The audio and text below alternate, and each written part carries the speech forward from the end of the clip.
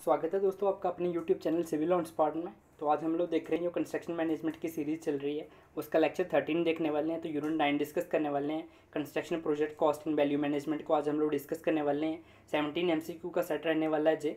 तो एक बात मैं बता दूं आपको यहाँ पे कि जैसे मैंने वीडियोस बनाई थी, आपको पता है कि सारी की सारी वीडियोस हम लोग एक साथ अभी मैं आप यहाँ पे डालने वाला हूँ आपके लिए। तो यहाँ पे मेरी हेल्थ इश्यूज़ की वजह से जो वीडियोस हम लोग नहीं डाल पा रहे थे पहले, उसकी वजह से जो सीरीज़ लेट हुई है, तो इसलिए मैंने फैसला करा कि सारी की सारी वीडियोस आपको एक साथ दे दी जाए।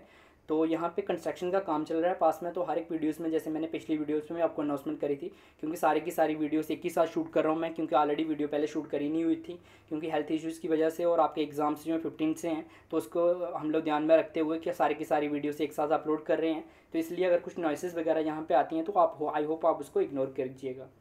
तो करते हैं वीडियो को स्टार्ट।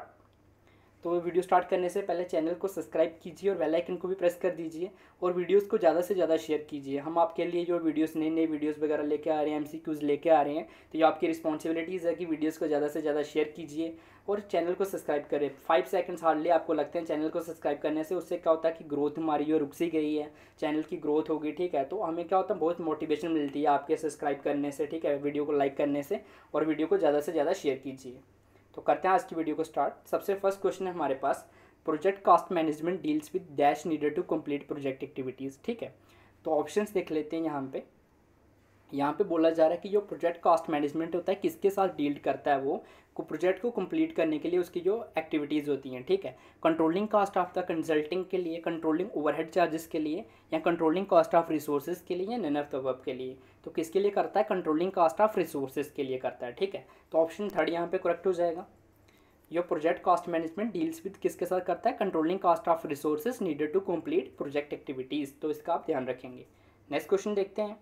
नेक्स्ट क्वेश्चन है, which of the following are the step to control the project cost. कौन से स्टेप होते हैं कंट्रोल करने के लिए प्रोजेक्ट की कॉस्ट को, ठीक है।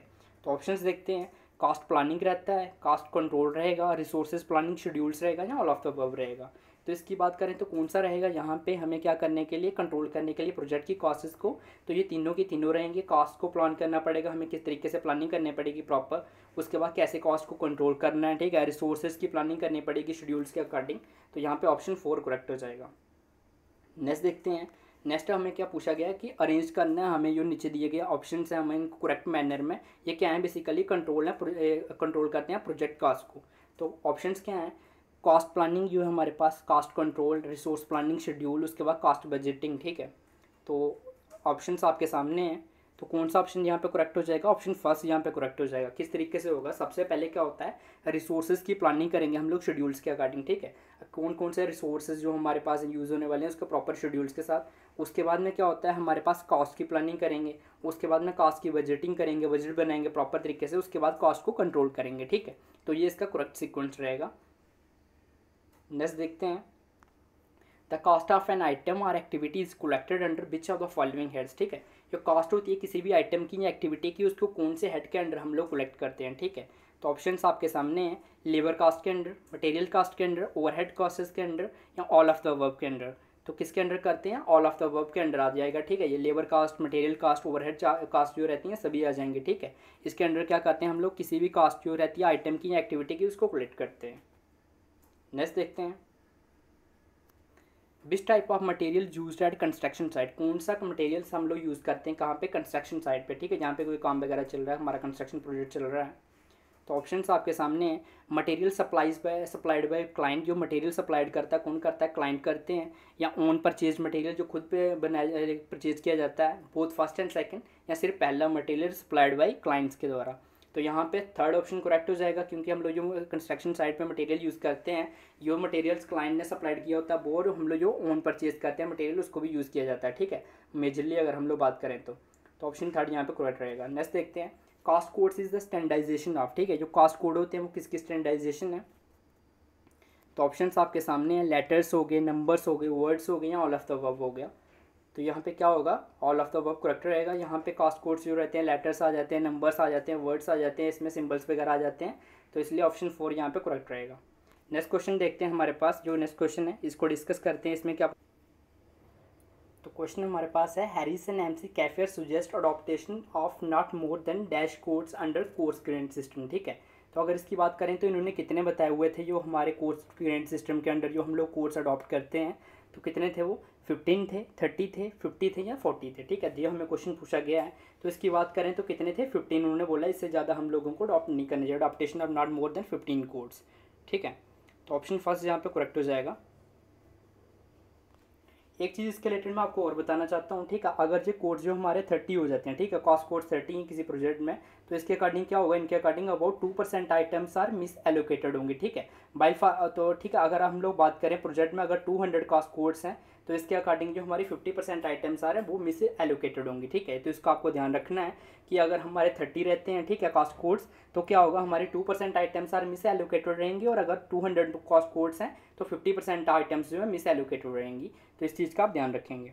नेक्स्ट देखते हैं, cost codes are also known as. ठीक है, कास्ट कोड को और क्या बोलते हैं हम लोग, इसका दूसरा नाम, इसको कास्ट सिस्टम बोलते हैं। ठीक है, कास्ट टेल्स बोलते हैं, कास्ट हेड्स बोलते हैं, या नन ऑफ द अबव, कुछ नहीं बोलते इन ऑप्शंस के अकॉर्डिंग। ठीक है, तो कास्ट कोड्स को दूसरा नाम क्या है, कास्ट हेड्स भी बोला जाता है। ठीक है, तो ऑप्शन थर्ड करेक्ट हो गया।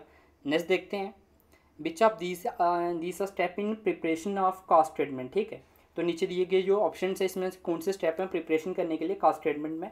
कास्ट कोड्स आर एलोकेटेड, उसके बाद में अगर बात करें कलेक्ट कास्ट रिलेटेड आइटम्स, ठीक है, इन्फॉर्मेशन सॉरी, उसके बाद में डिटर्मिनेशन प्रोविजन फॉर एक्सपेंसेस रहेगा, या ऑल ऑफ द अबव रहेगा। तो इसकी बात करूँ मैं, जो जितने भी ऑप्शन यहाँ पे दिए गए हैं ये करेक्ट हैं। ठीक है, तो यहाँ पे ऑप्शन 4 जो यहाँ पे करेक्ट रहेगा, इसमें ये सब आ जाता है। ठीक है, जो डिटर्मिनेशन करते हैं, डेफिड एक्सपेंसेस भी इसी में आ जाते हैं। ठीक है, उसके बाद कंपाइल करना above cost in the given formats. ठीक है, फाइनलाइज करना टोटल कॉस्ट को कोड वाइज। ठीक है, ये सब इसी चीज़ में आ जाता है। और ये मटेरियल्स के लिए आप हमें बोला गया यहाँ पे कलेक्ट करना। ठीक है, तो कलेक्ट कॉस्ट रिलेटेड इन्फॉर्मेशन में लेबर कास्ट वगैरह, material cost, plant and equipment cost वगैरह, ये सब इसी में आ जाते हैं। तो इसका आपको ध्यान रखना है। नेक्स्ट देखते हैं, which terms use in value engineering, value engineering में कौन सी टर्म्स यूज़ की जाती हैं। तो ऑप्शंस आपके सामने, वर्थ को यूज़ किया जाता है, कॉस्ट को किया जाता है, वैल्यू को यूज़ किया जाता है, या ऑल ऑफ द अबव। तो वैल्यू इंजीनियरिंग में इन तीनों को यूज़ किया जाता है, वर्थ को, कॉस्ट को और वैल्यू को। तो ऑप्शन 4 यहाँ पे करेक्ट रहेगा। नेक्स्ट क्वेश्चन देखते हैं। नेक्स्ट क्वेश्चन हमारे पास था, ratio of worth to cost is called. ठीक है, जो रेशियो रहती है किसकी, वर्थ टू कॉस्ट की रेशियो रहती है, उसको क्या बोलते हैं हम लोग। ठीक है, तो ऑप्शंस आपके सामने हैं, उसको बोलते हैं वैल्यू इंडेक्स बोलते हैं, वर्थ इंडेक्स बोलते हैं, यूटिलिटी इंडेक्स बोलते हैं, या नन ऑफ द अबव बोलते हैं।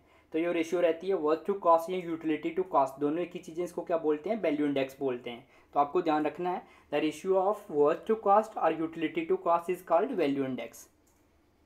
नेक्स्ट देखते हैं, value index can be increase by, value index को हम लोग कैसे इंक्रीज कर सकते हैं। तो ऑप्शंस आपके सामने, improving the utility with no charge in cost, change in cost sorry.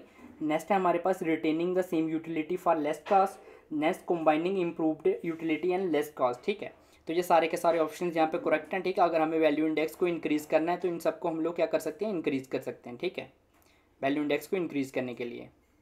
Next है, वैल्यू इंजीनियरिंग एम्स है। ठीक है, जो वैल्यू इंजीनियरिंग है वो क्या, किसके लिए एम्स करती है। ठीक है, रिड्यूसिंग करती है मटेरियल कॉस्ट को, रिड्यूस करती है लेबर कास्ट को, रिड्यूसिंग इन्वेंट्री कॉस्ट जो रहती है, या आइडेंटिफाई करती है अननेसेसरी कॉस्ट जो रहती है। तो वैल्यू इंजीनियरिंग बेसिकली किसके लिए, इनका अगर हम लोग मेजर बात करें उद्देश्य जो रहता है तो क्या रहेगा इसका। ठीक है, तो वो रहता है आइडेंटिफाइंग करना अननेसेसरी कॉस्ट को। तो ऑप्शन 4 यहाँ पे करेक्ट रहेगा। नेक्स्ट देखते हैं, adopting value engineering for large construction project up to dash of saving can be done. ठीक है, तो ऑप्शंस देख लेते हैं, इसका क्या बोला जा रहा है अपने को, 10%, 15%, 20% या 25%। तो इसमें बोला जा रहा है अपने को कि हम लोगों को जो अडॉप्टिंग करते हैं, ठीक है, हम लोग वैल्यू इंजीनियरिंग अगर कोई लार्ज कंस्ट्रक्शन प्रोजेक्ट है तो कितनी % तक अगर हम लोग करते हैं तो सेविंग डन हो सकती है। ठीक है, तो इसकी अगर बात करें तो कितना रहेगा जी, तो इसका ऑप्शन नंबर जो थर्ड है वो करेक्ट हो जाएगा, 20% तक। ठीक है, अगर किसी लार्ज कंस्ट्रक्शन प्रोजेक्ट की हम लोग बात करते हैं तो सेविंग कितने 5 to 20% के बीच में। यहाँ पे अगर हम लोग देखें तो 20% ऑप्शन में हम अपने को गिवन है। ठीक है, तो और 20% यहाँ पे करेक्ट रहेगा। मान लो कि ऑप्शन में आपको ऐसे देखने को मिलता है 30%, 40%, 50%, 15%, तो आप किसको टिक करेंगे, 15% को। 5 to 20% के बीच में रहता है। ठीक है, तो यहाँ पे तो ऑलरेडी आपको 20% मिल रहा था, तो इसीलिए हम लोगों ने 20% टिक कर लिया। नेक्स्ट देखते हैं, बर्थ इज। ठीक है, वर्थ क्या रहता है तो इसका देख लेते हैं, लीस्ट कॉस्ट रिक्वायर्ड रहता है, ratio of value and cost रहता है। ठीक है, उसके बाद अगर बात करें तो total amount of money required रहता है या मैक्सिमम कॉस्ट रिक्वायर्ड रहता है। ठीक है, तो बर्थ बेसिकली क्या होता है अगर हम लोग बात करें तो ये क्या होती है, हमारी लीस्ट कॉस्ट रिक्वायर्ड रहती है हमारी। ठीक है, प्रोवाइड करने के लिए functions that are required by the user of the finished projects के लिए। ठीक है, तो इसका आपको ध्यान रखना है। नेक्स्ट है कॉस्ट इज, ठीक है। कॉस्ट क्या रहती है इसमें अगर हम लोग बात करें तो, अगर कंस्ट्रक्शन प्रोजेक्ट कॉस्ट और वैल्यू मैनेजमेंट में बात करें तो कॉस्ट की क्या रहेगा अपने को, लीस्ट कॉस्ट रिक्वायर्ड तो ऑलरेडी आपको पता चल गया वर्थ होती है, उसके बाद ratio of values and cost रहता है, total amount of money required रहता है या मैक्सिमम कॉस्ट रिक्वायर्ड रहता है, ठीक है। तो ये क्या रहेगा हमारा total amount of money required को क्या बोलेंगे हम लोग, कॉस्ट बोलेंगे, ठीक है। तो इसका आपको ध्यान रखना है। नेक्स्ट देखते हैं आज का लास्ट क्वेश्चन जो हमारा है, relationship of worth and cost can be termed as, ठीक है। जो रिलेशनशिप रहता है किसका, वर्थ का और कॉस्ट को, उसको हम लोग क्या बोलते हैं। तो ऑप्शंस आपके सामने हैं, प्राइस बोलते हैं, वैल्यू बोलते हैं, एक्सपेंस बोलते हैं या इनकम बोलते हैं, ठीक है। तो उसको हम लोग क्या बोलते हैं, वैल्यू बोलते हैं। जो रिलेशनशिप रहता है किसका, वर्थ का और कॉस्ट का रहता है। तो इसका आपको ध्यान रखना है। बेसिकली क्या होता है, वैल्यू इंडेक्स भी तो यही होता है ना, वर्थ अपॉन कॉस्ट, ठीक है। तो रिलेशनशिप जो रहता है वर्थ को और कॉस्ट को, उसको क्या बोलते हैं, वैल्यू बोलते हैं। तो ऑप्शन सेकंड यहाँ पे करेक्ट हो जाएगा। तो ये थे हमारे एमसीक्यू जो कंस्ट्रक्शन प्रोजेक्ट कॉस्ट और वैल्यू मैनेजमेंट को लेके। आई होप आपको ये एमसीक्यूज क्लियर हो गए होंगे सारे जो हम लोगों ने डिस्कस करे। तो अगर आपको मेरी वीडियो पसंद आई तो वीडियो को लाइक कीजिएगा, और अगर आप मेरे चैनल पर नए हैं तो चैनल को सब्सक्राइब कर लीजिए और बेल आइकन को भी प्रेस कर दीजिए। और अगर आपको कोई भी डाउट्स वगैरह आ रहा है तो आप मुझे कमेंट्स करके पूछ सकते हैं, आप डायरेक्टली डीएम भी कर सकते हैं। तो इंस्टाग्राम आईडी का लिंक ऑलरेडी हम लोगों ने डिस्क्रिप्शन में प्रोवाइड करा हुआ है। मेरी ये वीडियो देखने के लिए धन्यवाद, थैंक यू।